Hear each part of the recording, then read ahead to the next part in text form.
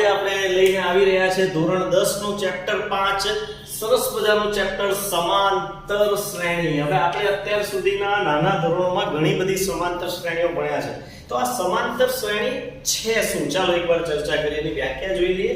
એમાં કીધું છે કે જેમાં પ્રથમ પદ સિવાયનું પ્રત્યેક પદ આગળના પદમાં નિશ્ચિત સંખ્યા ઉમેરીને મેળવી શકાય તેવી સંખ્યાની શ્રેણી જે છે એને સમાંતર શ્રેણી કહી શકાય। હવે આપણે જો અહીંયા નીચે ઉદાહરણમાં જુઓ કે આપણને કીધું છે કે 2 4 6 8। હવે તમે અહીંયા જોઈ શકો છો આ જે પહેલું 2 છે ને એને કહેવાય પ્રથમ પદ। પ્રથમ પદને આપણે a તરીકે દર્શાવીએ છીએ અને જો 2 ની અંદર શું ઉમેરું છો તો 4 આવે છે, તો સાહેબ 2 ને 2 4। પછી 4 માં આપણે શું ઉમેરીએ તો 6 આવે, તો કે સાહેબ 4 ને 2 6। પછી 6 માં શું ઉમેરીએ તો 8 આવે, તો કે 2। એટલે સાહેબ આ રીતે 2 4 6 8 એ આપણને પ્રત્યેક પદમાં બબ્બે ઉમેરતા જઈએ ક્રમિક પદમાં તેમ તેમ મળે છે। તો એ જે 2 છે ને આ 2 એને આપણે કહીશું સામાન્ય તફાવત, અને સામાન્ય તફાવતને આપણે d તરીકે દર્શાવીએ છીએ, નેચરલ ડિફરન્સ એમ।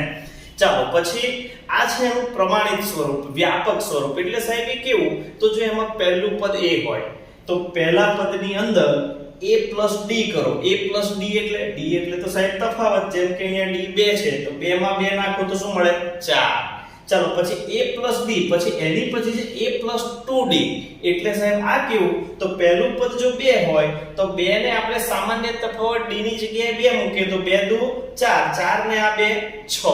એવી જ રીતે a + 3d, તો અહીંયા a ની જગ્યાએ 2 મૂકીએ અને d ની જગ્યાએ 2 મૂકીએ તો 3 દુ 6, 6 ને 2 8। એ રીતે સાહેબ આ એનું વ્યાપક સ્વરૂપ છે કે એમાં તમે a અને d ની કિંમત મૂકતા જાઓ તો આપણને આગળ જેમ જેમ આગળ જાઓ તેમ તેમ બધા પદ મળતા જાય। એમ આને પ્રથમ પદ કહેવાય, આને બીજું પદ કહેવાય, આને ત્રીજું પદ કહેવાય, આને ચોથું પદ કહેવાય। એમ આપણને અનંત સુધી પદો મળતા જાય છે।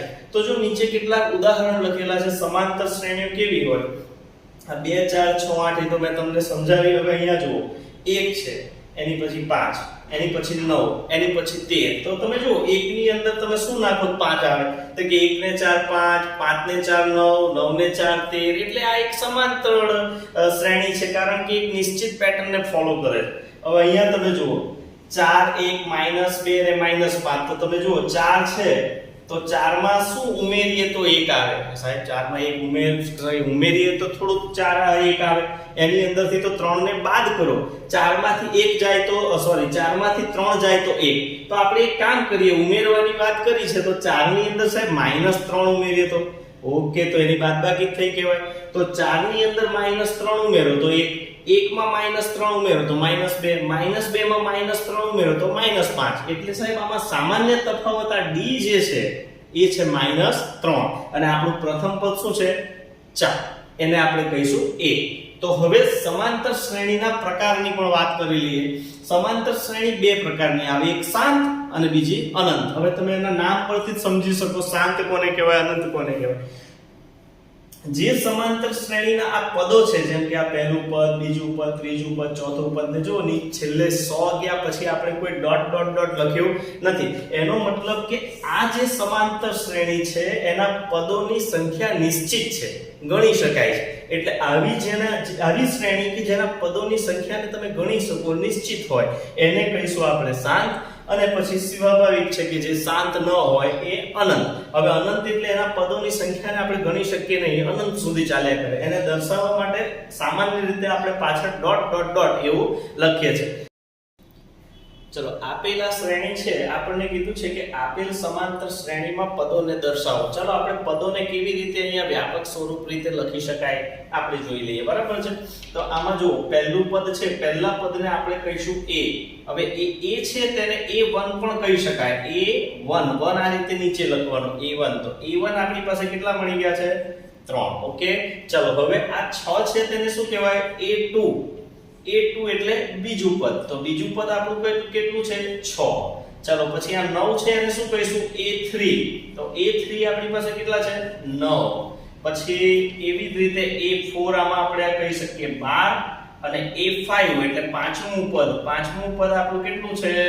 15। તો આ રીતે તમે એમાં નંબરો આપી શકો। ચાલો હવે નેક્સ્ટ એવી વાત કરીએ કે સાહેબ આમાં d શોધો। d કેવી રીતે શોધાય? d એટલે સામાન્ય તફાવત। તો સામાન્ય તફાવત d મારે શોધવો હોય તો d ઇઝ ઇક્વલ ટુ શું કરી દેવાનું તો કે સાહેબ આ બીજું પદ છે ને એમાંથી પહેલું પદ બાદ કરી દેવાનું તો બીજા પદને આપણે કહીશું a2 અને એની પછી એમાંથી બાદ કરવાનું છે પહેલું પદ a1 તો આપણી પાસે a2 છે તે આપણી પાસે અહીંયા 6 છે 6 માંથી 3 જાય તો જવાબ મળે 3 તો આપણો સામાન્ય તફાવત d જે છે તે કેટલો છે 3 તમે સેમ અહીંયા આવું પણ કરી શકો ક્રમિક પદોની બાદબાકી જેમ કે a3 છે a3 માંથી તમે a2 કાઢી નાખો તો પણ 3 મળે a4 માંથી a3 કાઢી નાખો તો પણ 3 મળે a5 માંથી a4 કાઢી નાખો તો 15 માંથી 12 જાય તો પણ 3 મળે તો આ રીતે આપણે સામાન્ય તફાવત પણ શોધી શકીએ નેક્સ્ટ વિડિયોમાં 5.1 સ્વાધ્યાય 5.1 સાથે મળીએ છીએ ને એમાં આપણે વિશેષ ચર્ચા કરીશું થેન્ક યુ વેરી મચ